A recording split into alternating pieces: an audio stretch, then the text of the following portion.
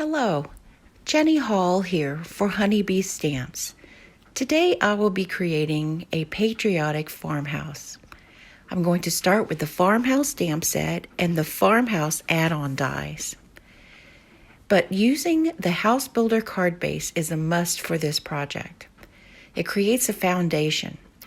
I'm going to use 2 of the house die cuts, 1 hinge, a couple of little shrubs, a door, the steps, and a couple of eaves for the house. There's 2 pieces to create the eaves.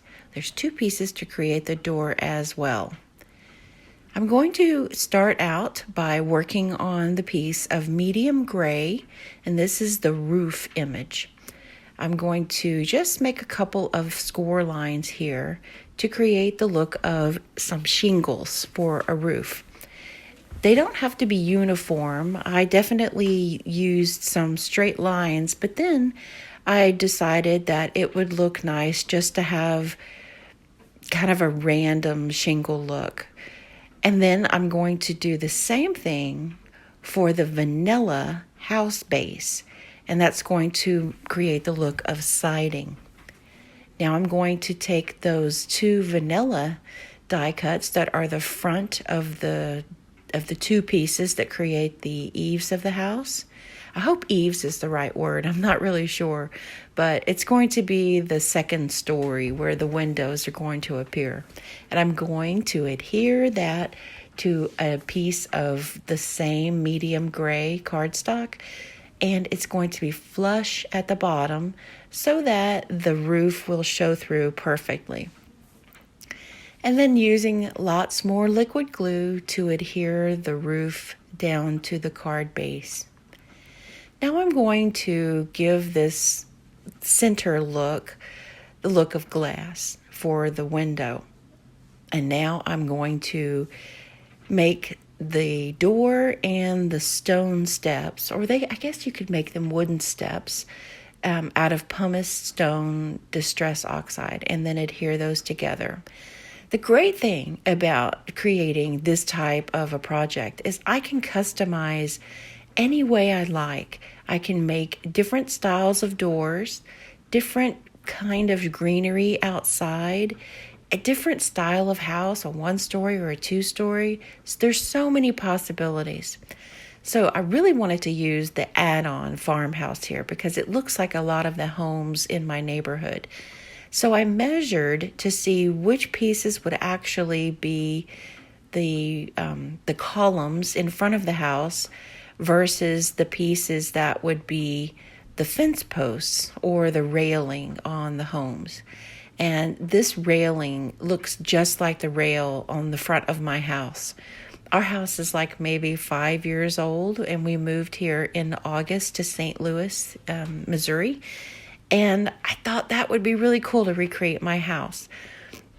This is the easiest way that I could think of to create those little railings was to just kind of build it up and dab those tiny die cuts into a little piece of glue.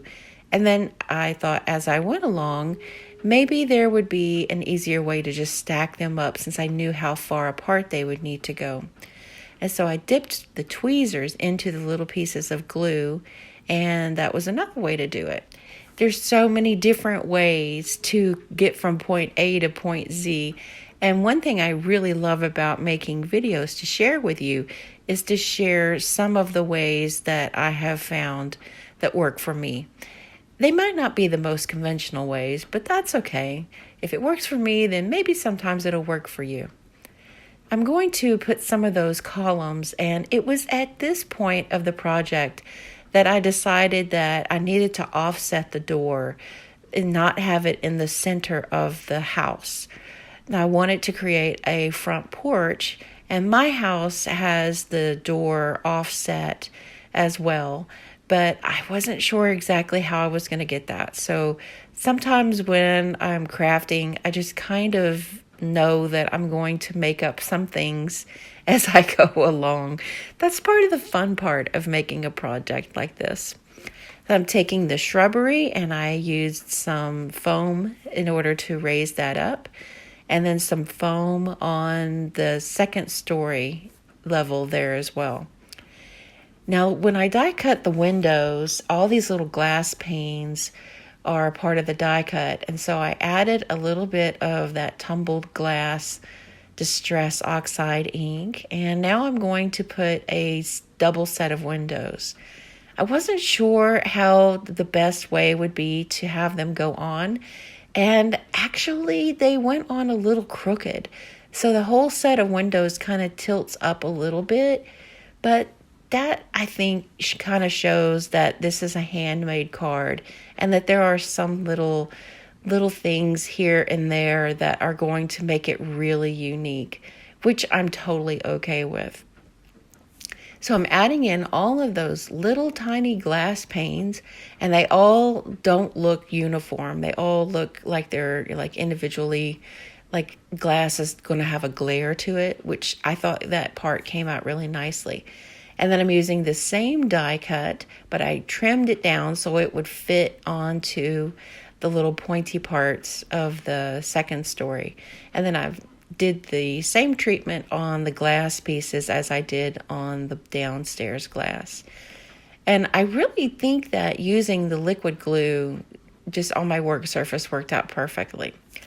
Now I get to use those farmhouse add-ons in order to really customize and make this house look more like a farmhouse. I never really would have considered my house or my home a farmhouse because it's a relatively new home, but I think that this is definitely the style of my house, which is kind of cool.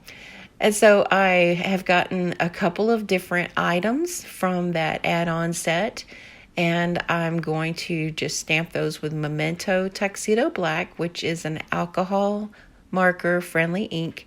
And then I'm doing very, very simple coloring. And I even found one of the front porch lights that I thought looked like mine. Now, because we have a holiday weekend, this is Memorial Day weekend, then that was the perfect time to use like this bunting. And I think it was so cool to be able to make a patriotic house. So I'm thinking maybe 4th of July, this would be a really fun project to make and send cards out. It took a little bit more time to create this project than it does to create just a very simple card, but that's okay. Sometimes I have the time to be able to put forth and make something that's a little bit more of a labor of love. And I think that some of my family members would really enjoy seeing a card like this as much as I enjoy making it. So I decided to put a rocking chair on the front porch, and I had already glued down the pieces of the fence or the railing on the right-hand side of the porch. So I just pulled them right up and they came away perfectly.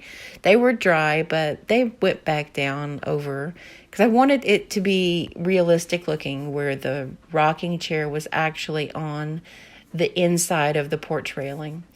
Now, because of the way I put these posts, the natural place would be for the porch light to be actually next to the door.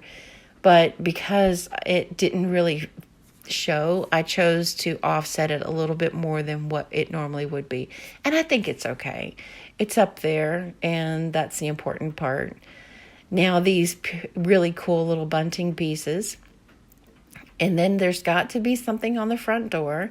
Right now I have it's like a silk strip that has lemons and lemon leaves and lemon blossoms hanging from my door. And there wasn't a way for me to recreate that. So I decided to just go with a wreath. And I really couldn't find a place to put this star. Back home in Texas where I grew up, everybody has these stars on their houses, and I think I'll find another project for it. I wanted to highlight and bring out those stars that I colored over whenever I stamped and Copic colored. So I'm using just a simple white gel pen and making some very basic star shapes. And it even helps me to be able to enhance the white stripe on the flag, which is the coolest part of the card. I'm totally in love with the flag. Now I wanted to find a sentiment, and I've got my sentiment strips banners here, and I like how they work on all of Honeybee's different stamp sets that are words, and you just have to find the right one that has the right size. Now I created from our home to yours, and the hardest part I think was just figuring out where to put the second part of the sentiment. And I decided to just offset it a little bit and keep it as near to the first part of the sentiment as possible. I don't want to distract from anything on the front porch either. Now here's how we create the hinge. I'm using some really strong, sticky, double-sided tape, and I think it's a little bit wider than the hinge itself. So I adhered the tape down, and as soon as I pulled off the backing, then I rolled the rest of the adhesive up over the edge of the paper, and I adhered it to the front part. And then I'm going to do the same thing on the back, and you can see that I just pushed my thumb and rolled it back up here. Now you can lay that hinge back out flat, but sometimes when I do that, it doesn't make the card absolutely line up. So I decided that I was going to fold it first, make that scored part of the hinge, and then it works perfectly. And if you have a little bit of white at the top, then just use some gray cardstock. And I used Cupcake sequins on the bushes to look like little shiny flowers.